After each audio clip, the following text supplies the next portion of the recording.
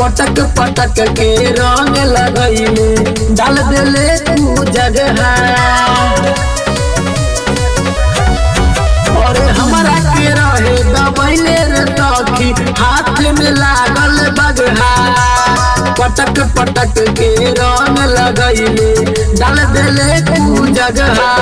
fail भइल बा दिमाग भटक के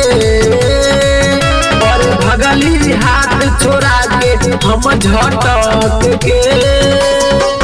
पंडितान के लइका डालले रंग पटक के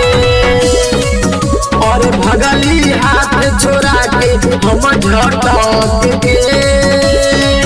पंडितान के लइका डालले रंग पटक के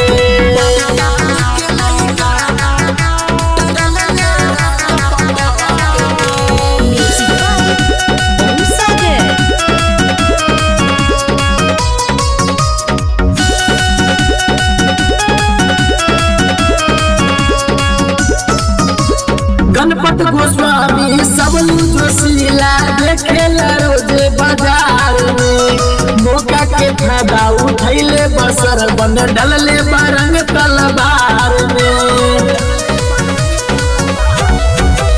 गणपत गोस्वामी सब जोशीला देखेला रोजे बाजार में मौका के फायदा उठैले बसर बन डलले बरंग सलवार में पीछे पड़ गइल तो बेलू धक के और भगली हाथ छोड़ा के हम झटक के